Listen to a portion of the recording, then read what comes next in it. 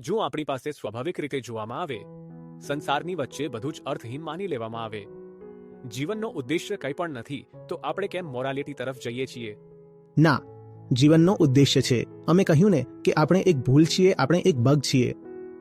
જો સોફ્ટવેરમાં બગ છે તો પર્પસ તો હજુ બચેલો છે. શું પર્પસ છે?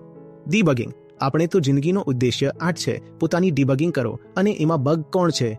આપણે જે ડીબગિંગ કરી રહ્યો છે તે જ બગ છે. જી. મનુષ્ય એકલો છે જેનું શારીરિક સંરચના એવી છે કે તે સ્વયંને જોઈ શકે છે. જેમ મગને જોવામાં આવે છે તેમ જ મનુષ્ય સ્વયંને જોઈ શકે છે અને કહી શકે છે હું છું.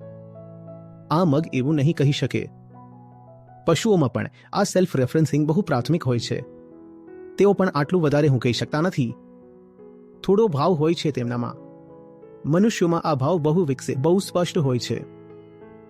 તો જીવનનો ઉદ્દેશ્ય આજ છે કે આજ જે હું છે, જે દુઃખ પામે છે, જે ઈર્ષા કરે છે, જે ડરે છે, જે સજે છે, સમેતે છે, જે મોતના સામે થર થર ધ્રુજે છે. આપણે કોણ છીએ?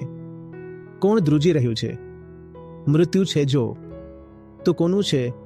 આ જાણવું જેથી દુઃખમાંથી મુક્ત થઈ શકો. જીવનનો ઉદ્દેશ્ય આ જ છે. દુઃખમાંથી મુક્તિ. પણ દુઃખમાંથી મુક્તિ શક્ય નથી દુઃખીની પોલ ખોલ્યા વિના. કારણ કે અહંકાર જ દુઃખી છે. તેની પોલ ખોલ્યા વિના દુઃખ મટશે નહીં.